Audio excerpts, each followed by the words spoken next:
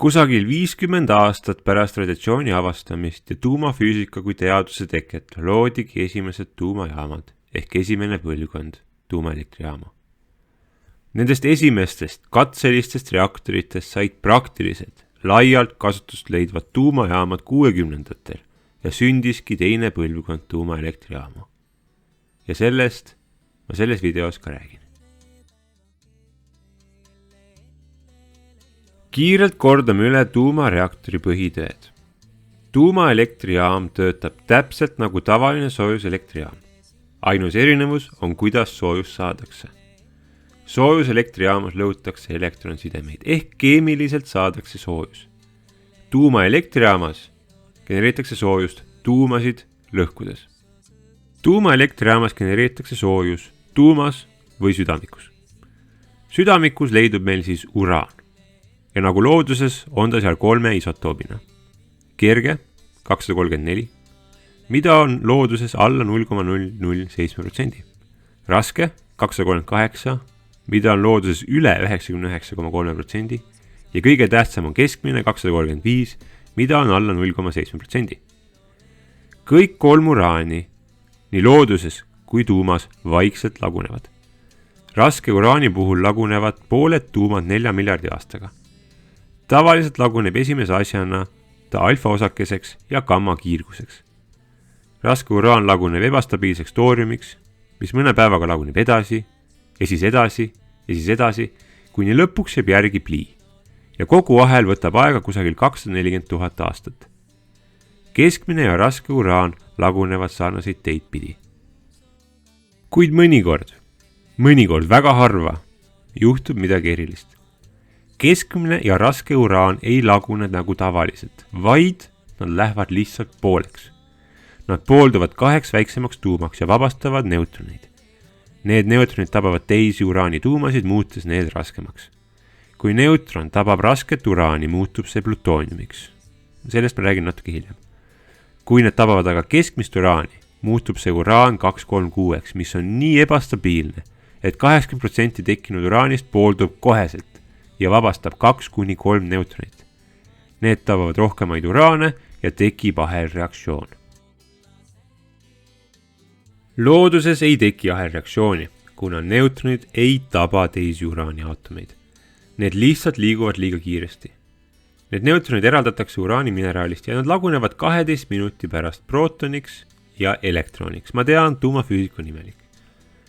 Sellist lagunemist kutsutakse beta- lagunemiseks. See juhtub ka raskes uraanis. Kui viimane peaks neelama 2 neutronit, lagunevad need tema sees elektronideks, mis välja paisatakse, ja 2 prootoniks. Ning tekib plutoonium, mis on 2 prootoni jagu suurem aatom. Nii, siis ahelreaktsiooni saamiseks on vajalik neutronite aeglustamine. Neutronite aeglustamiseks sobib väga hästi grafiit ja vesi, kuna nendes olevad tuumad on väga väiksed ja kokkupõrkel kiiresti liikuvate neutronitega ei neela nad neid, vaid aeglustavad neid. Seega me võtame loodusliku uraani, paneme selle grafiiti või vette ning tekibki ahelreaktsioon. Ning selle ahelreaktsiooni keskel eraldub soojus, mida me ära kasutame.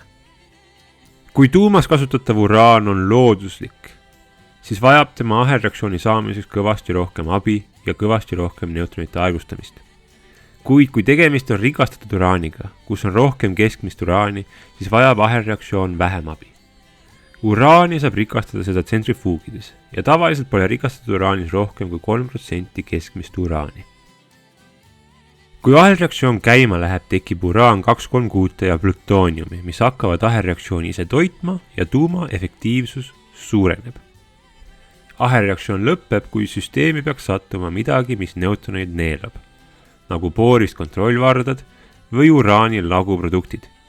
Nende laguproduktide tõttu tulebki iga 2 aasta tagant tuumakütust välja vahetada, hoolimata sellest, et see on täis reageerimata radioaktiivset uraani. Nüüd, kus me kõik hoomame natuke seda, mis protsessid toimuvad reaktori südames, saamegi hakata viimaks rääkima reaktori südamikust. Uraan on reaktori südamikes väikeste ümmarguste silindritena ning sõltuvalt reaktori suurusest on seda seal kas mõni või mõni 100 tonni. Need silindrid on mitme meetri kõrgustes sirkooniumist torudes. Tsirkoonium on üks väga huvitav metall. See on neutronitele täiesti läbipaistev, ehk kõik neutronid läbivad seda ja see on väga vastupidav, nii et temperatuur, hõõrumine ja gammakiirgus seda ei lõhu. Neid tsirkooniumist torusid, mille sees on tuumakütus ehk uraan, kutsutakse kütusevarrasteks ning nende vahel on siis neutronite aeglustamiseks vesi või grafiit. Aeglane neutron läheb teise kütusevardasse, kus ta tekitab ahelreaktsiooni. Eraldub soojus, millest siis elektrit genereeritakse. Soojusülekandeks kasutatakse vett või mõnikord süsihappegaasi. Need ei reageeri neutronitega, mis tuumakütusest tulevad. Kui juhtub, et vesi tõesti reageerib gamma, alfa, beta või neutronkiirgusega, muutub see keemiliselt ja füüsikaliselt ebastabiilseks kusagil 8 sekundiks ning selle tõttu on tuumareaktori vesi täiesti ohutu. Olgugi, et vesi on hea neutronite aeglustaja, on raske vesi veel parem. Raskel veel on 2 rasket vesinikku ehk 2 deuteeriumi. Tavalisel vesinikul on 1 elektron ja 1 prooton. Raskel vesinikul ehk deuteeriumil on 1 elektron, 1 prooton ja 1 neutron. Rasket vett saadakse tavalist vett elektrolüüsiga lammutades. Elektrolüüsides laguneb tavaline vesi kiiremini kui raske vesi. Ja nüüd viimaks me saamegi hakata rääkima teise generatsiooni tuumaelektrijaamadest. Suures plaanis saab neid reaktoreid jagada 6, olgugi, et neist kõigist on variatsioone küllaltki palju. Enamus reaktorid kasutavad tavalist vett ning neist kõige levinum reaktori tüüp on B2-veerreaktor ehk eesti keeles surveveerreaktor. Nende südamikes kasutatakse rikastatud uraani ehk uraani, millest 3% on keskmise raskusega. Reaktori südamik ja vesi selle ümber on suletud süsteemis ja kusagil 150 atmosfäärise rõhu all. Reaktor ise töötab 350 kraadi juures ja selle rõhu all ei lähe vesi keema. Mis on väga tähtis, kuna keev vesi ei aeglusta neutronid. See tähendab seda, et kui sisemises ringis on leke või mõni muu avarii, hakkab rõhk koheselt langema. Vesi hakkab keema ja ahelreaktsioon lõppeb. See on ideaalne ja lollikindel negatiivne tagasiside kogu süsteemile. Soojusvahetus teise ringiga toimus kaitsekilbi sees ja teine ring oli samuti suure rõhu all, kuid mitte nii suure kui esimene ring. Ning teise ringi jahutamiseks oli 3. ring, mis polnud rõhu all, kuid kahjuks see siia skeemi ei mahu. Surveveerreaktorid on ühed kõige levinumad reaktorid maailmas. Ligemale 400 tükki on neid kokku ja kõik tuuma all olevad kasutavad neid. Ameeriklased kutsuvad neid B2-veerreaktoriteks, aga venelased VVER-reaktoriteks. Ning Vene disain on peaaegu identne. Ainus vahe on rõhus ja temperatuuris, mida kasutatakse. Levikult teine reaktori tüüp on GV-reaktor või B2-veerreaktor. Nendes kasutatakse samuti tavalist vett, kuid seda hoitakse 75 atmosfäärise rõhu all, mis tähendab seda, et vesi hakkab seal keema. Tuuma ümber on väike niuva vett, mis pidevalt aulustub. Kogu disain on selle tõttu veidi vähem efektiivne, aga ohutum. Kuna vesi pole nii suure rõhu all, siis on lekked ohutumad ja vähe tõenäolisemad. Nad on ka lihtsamalt ehitatud, mille tõttu juhtub rikkeid vähem. Kuna vähem energiat on vaja, et vett soojendada, siis kiirgab tuum ka vähem ja püsib kauem ja kulutab vähem kõiki asju enda ümber. Kuid kuna süsteem on endiselt rõhu all, siis lekke korral tekib see negatiivne tagasiside ja reaktori ahelreaktsioon jääb seisma.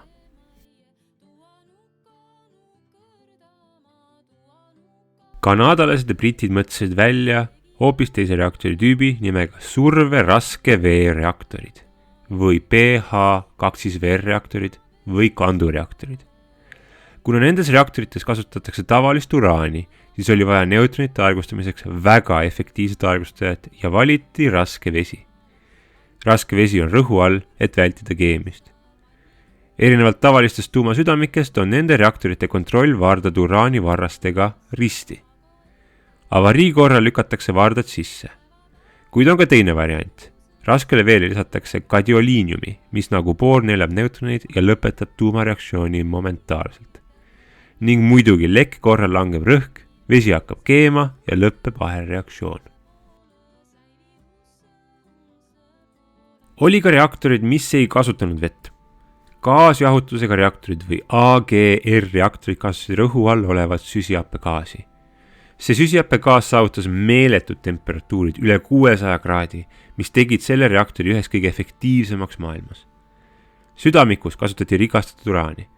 Et neutroneid aeglustada, kasutati grafiiti ja see muutis selle reaktori natuke ohtlikumas kui teised.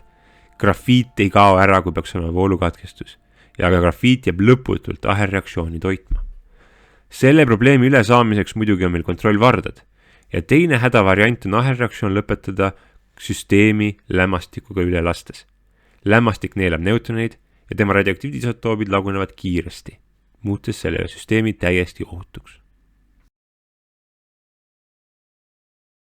Grafiiti kasutas ka meie viimane teise generatsiooni reaktor, millest ma räägin täna. Kõige õnnetum Nõukogude RBMK ehk kergvee grafiitaeglustusega reaktor. Kui seda disaini esimest korda 60-ndatel tutvustati, tähendati koheselt selle probleeme. Sellel põhjusel mitte ükski teine riik peale Nõukogude Liidu seda reaktorit ei kasutanud. Reaktoril oli mitmeid disainivigu. Üks suurim oli, et tuumal puudus kaitsekilp. See oli selleks, et südamikke saab kiiremini välja võtta, kuna nende reaktorite üks eesmärkidest oli plutooniumi tootmine. Neutronite arvustamiseks kasutati grafiiti, kuid peale kontrollvarraste polnud mitte mingit muud varianti reaktsiooni lõpetamiseks. Väga suur oht oli positiivseks tagasisideks, kus grafiit hakkaks lõputult ahelreaktsiooni kiirendama. Teine suur viga on vee ja grafiidi kasutamine koos.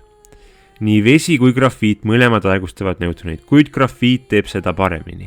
Ehk kui vesi satub grafiidi ja uraani vahele, siis ahelreaktsioon mitte ei kiirene, aga aeglustub. Ning kui vesi hakkab aurama ja keema, siis neutronid tabavad grafiiti ehk reaktiivsus suureneb, mis on täiesti vastupidine varasematele reaktoritele. Ja selline sõltuvus veest ja tema olekutest tähendab, et tuuma oli väga raske kontrollida ja tehnikutel väga raske aru saada, mis seal toimub. Ning see lõpus viiski katastroofini.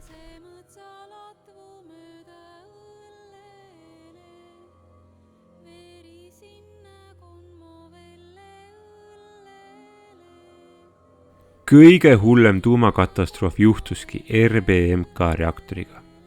Kui kontrollvardad sulasid reaktori külge ja grafiit hakkas kontrollimatult ja lõputult ahelreaktsiooni toitma. Temperatuur läks nii kõrgeks, et süsteemis tekkis ülerõhk. Rõhk purustas reaktori ning kuna kaitsekilpi polnud, siis süttis reaktor õhu käes ja paiskas suurtes kogustes reaktori tuumast uraani ja muid laguprodukte õhku. Grafiit ja kokku sulanud tuumamaterjal jätkasid ahelreaktsiooni, kuni viimaks kogu tuum lihtsalt poori sisse tuli ära matta. Sulanud tuum siiamaani kiirgab ja tuli hiiglasliku betoon sarkofaagi sisse teist korda matta. Kogu see operatsioon võttis aastaid ja oli üks kallimaid maailmas. Mitte ainult rahaliselt ja ressursside poolest, vaid ka elude poolest. Kuid RBMK reaktorid pole ainsad, millega on probleeme olnud. Ennem Tšernobõli oli 3 miili saare tuumaõnnetus ja seal oli tegemist surveveereaktoriga. 3 miili tuumajaamas toimus rike. Teise veeringi pumbad lõpetasid töötamise ja varujahutussüsteemi klapid lõpetasid samuti töötamise. Tehnikud kartsid, et teise ringis tekib ülerõhk ja lülitasid reaktori välja. Poorist vardas suruti südamikku ning ahelreaktsioon lõppes koheselt. Ja lugu oleks pidanud ka seal lõppema, aga traagilisel kombel oli jaamas ka 3. rike. Esimese veeringi evakuatsiooniklapp. See evakuatsiooniklapp läks lahti ja esimesest ringist hakkas vesi evakueeruma ning see oli väga halb. Nüüd selles staadiumis pole ahelreaktsioon enam probleemiks. Ahelreaktsioon oli juba ammu kontrollvarraste poolt lõpetatud. Suuremaks probleemiks oli jääk soojus. Kui kasutatud südamikus ahelreaktsioon lõppeb, hakkavad seal toimuma teised lagunemised. Tuumakütuse jääk laguneb vaikselt veel nädal aega ja selle jooksul genereerib ta kõvasti soojust. Esimeses ringis on piisavalt vett, et seda kuumenemist kontrolli all hoida, aga kuna evakuatsiooniklapp oli lahti, langes rõhk ja vesi ei liikunud süsteemis normaalselt. Vesi hakkas tuuma ümber keema ja viimase temperatuur aina kasvas ja kasvas. Keev vesi ja temperatuur kahjustasid tsirkooniumist torusid ja tuumakütus sulas kokku ja valgus reaktori põhja. Esimese tsirkulatsiooni vesi saastus radioaktiivsete tuumaosakestega ja takkatipu evakueerus süsteemist. Vesi evakueerus varupaaki, mis sai peatselt täis ja hakkas üle ajama. Radioaktiivne vesi voolas majja ja kiiritas mitmeid töölisi. Õnneks jaamast välja saaste ei jõudnud. Selles katastroofis oli samuti süüdi halb disain. Kontrollruumil polnud piisavalt palju andureid, mis täpselt ülevaadet annaksid, kus rike on. Ja kogu see katastroof oleks võinud ära jääda, kui inimesed oleks vaid teadnud, mis toimub. Selle katastroofi järel viidi vastavad muudatused uutesse jaamadesse ja täiendati personali koolitust. Fukushima oli GV-reaktor, kus tsunami tagajärjel sekundaarne tsirkulatsioon läks rikki. Fukushimas oli 6 reaktorit, millest 3 olid õnnetuse ajal töös. Kui maavärin algas, siis üritasid kõik 3 reaktorit välja, ehk poolist varda trükati reaktori südamesse. Ahelreaktsioon lõppes koheselt. Kuna tegemist oli GV-reaktoritega, jäid südamikud kuivale. Südamikke hakati varusüsteemidega koheselt jahutama. Reaktor 1 oli mehaaniline soojusvaheti, mis reaktori enda soojusega jahutas. See jahutus oli nii efektiivne, et reaktor läks liiga külmaks ja tehnikud lülitasid selle ajutiselt välja. Reaktor 2 ja 3 olid suured elektripumbad, mis vett tsirkuleerisid. Kõik need toimisid ideaalselt, kuni tsunami jaama tabas.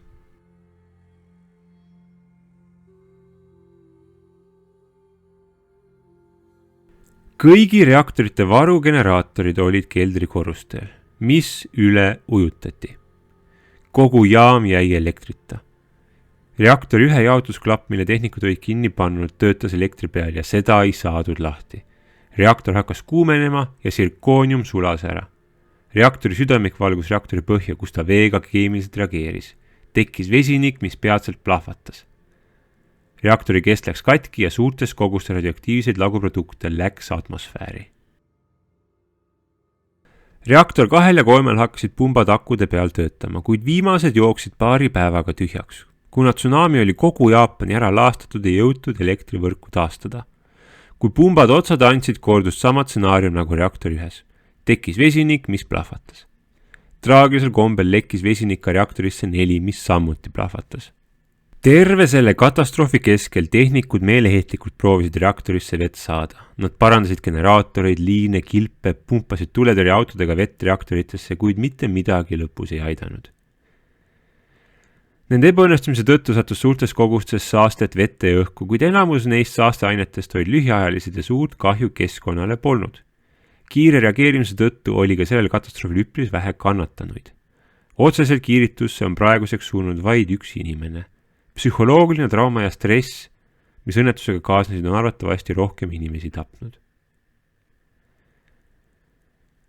Viimane gaasireaktor pandi kinni aastal 2015. Ja selle ning raskeveereaktoritega suuri katastroofi juhtunud polnud, kuid väikseid õnnetusi, tulekahjusid ja kütusetranspordiga on kannatanuid olnud ka nendel. Hoolimata nendest ja sadadest väiksematest õnnetustest on tuumaenergia kõige ohutum energia, mida me teame. Rohkem inimesi saab kivisöe põletamisest vähi kui radiatsioonist. Sellele numbril võiks vabalt lisada ka surmad, mis tulevad kliima soojenemisest ja kaosest, mis tabab maailma, kui kivisösi viimaks otsa saab. Sellest hoolimata oli selge, et tuumaenergia peab veel ohutum olema ja nii sündiski 3. põlvkond tuumajaamu, millest ma räägin järgmises videos. Järgmise videoni.